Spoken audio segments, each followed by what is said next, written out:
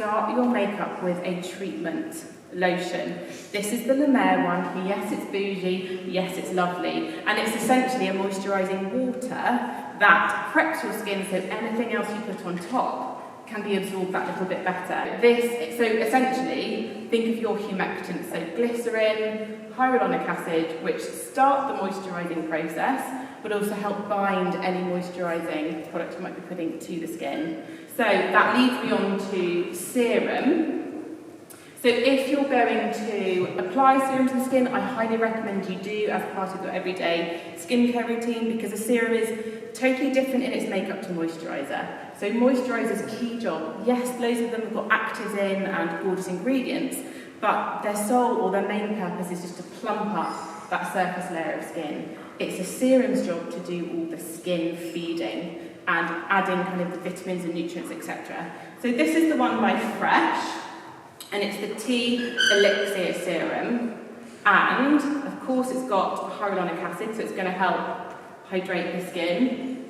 It's got ceramides, which help really kind of strengthen the skin's barrier, so an excellent daily use product.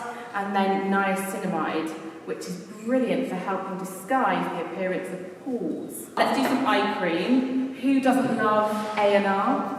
In beauty world, that's Advanced Night Repair by Estée Lauder companies. It's nice and lightweight.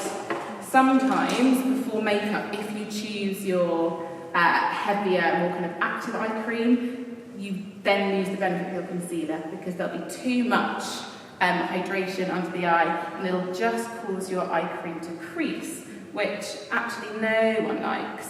So this is a much lighter texture, and hopefully if you just use a little bit, it's not going to cause that really irritating creasing of concealer. We use the Dynamic Skin Recovery SPF 50 from Dermalogica. Obviously you've got to make sure you're using about a teaspoon amount. Any less, and you won't be getting that SPF coverage that you think you might be getting. So I know that some of us might be thinking, well, you know, it's autumn time now, the sun's not as strong, you still need to wear your SPF. So your skin still needs protection. Whenever there's sunshine or sunlight, be careful to make sure your skin is protected. It's the #1 thing you can do with your skincare routine to help prevent any sun damage. Okay, for base, I'm going to use the Forever Skin Glow by Dior. I like to do a pump or two on the back of my hand, and then start working through the centre of the face. Now I'm just using a Spectrum brush. It's cut nice and flat, really nice for any use with any cream product. I do a mixture, as you can see, of kind of sweeps, and then I am a fan of a little bit of a stipple, and I find the stippling action just helps work the makeup into the skin, which can be really helpful if you've ever done your makeup and gone, oh, I look a bit makeup-y. And sometimes it's just because sometimes when you're sweeping your brush, it's almost like you create a layer of makeup rather than working the makeup into your skin. Now I find myself 9.5 times out of 10 using mainly cream-based products. So I'll build up my look with cream-based products because they're the most flattering, and at the end I'll set with a little bit of powder. I'm going to go right through Julie's cheekbone. I'm not going mad under the cheekbone because this is bronzing really, not contouring, and I'm not going too high. So I'll blend that in a second. Let's do the same on this side. So Julie's got beautiful cheekbones. I don't have to work hard to find where they are, and I'm just going straight through the middle. I'll also go through the top of Julie's forehead. Now that the bronzer's done, I may, at the end, come back and add a little bit of powder bronzer. By adding powder bronzer, I'm just making that look, I call it bulletproof. This is the Huda Faux Filter Concealer. It's the updated formula. It's absolutely lovely. I always come kind of right on the inside of the bridge of the nose, because for a lot of us, we actually have some veins that can be quite obvious. So always start with the very inner corner of the eye there, then anywhere where there's any discoloration, and then of course, as always, using the pad of my ring finger to press into the skin. So you can just load your brush from the bullet with your cream-based blush and then just hit the top of the apple of the cheek there and blend back towards your bronzer. So at this point, everything we've used on the skin has been a cream-based product, and that just helps maintain that soft, subtle glow. The joy of the Brow Wiz pencil is that it's so super fine, like it's tiddly tiny. So all I'm going to do here is from the bottom of Julie's brow there to the arch, I'm just going to fill in that little under bit ever so slightly, just to make the head of Julie's brow that little bit stronger. So I'm going to just fill a little bit above the brow as well, and then just strengthen the tail a little bit. When it comes to strengthening the tail, I generally just strengthen from the top. If you strengthen from underneath, you could inadvertently be bringing your brows lower than they are. Okay, so moving on from brows, I'm going to do eyes before I do powders, etc. Start with a base colour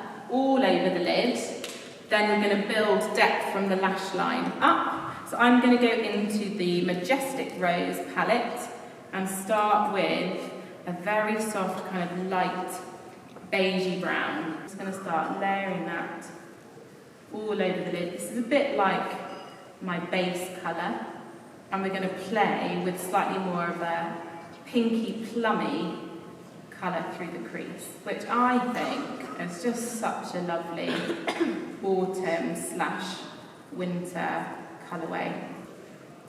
So I'm just buffing this beautiful wine colour all along the lower lash line. There are beautiful shimmers in the palette, so I can't help but put a little bit on. Look at that. I'm going to press a little bit of that light glitter just through the centre of the removable part of the lid.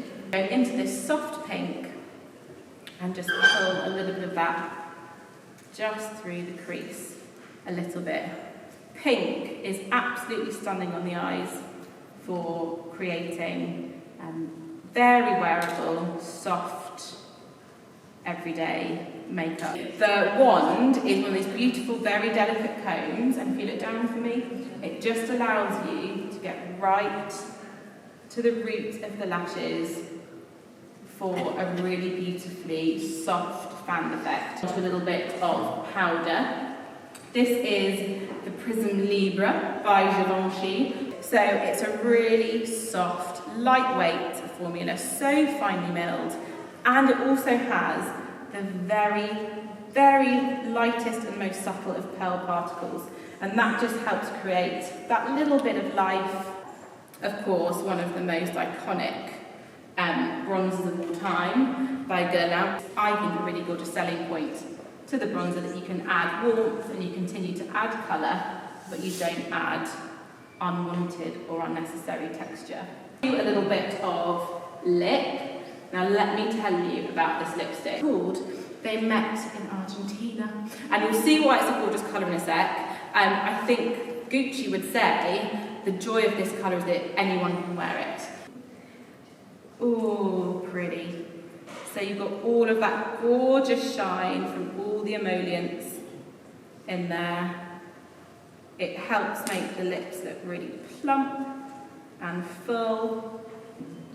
So I'm doing the lip pencil after. If you're using a liquid lipstick, I'd always do the lip liner first to be a guide as to where to put your liquid lip. When you're doing something more balmy, I use it afterwards as a perfector.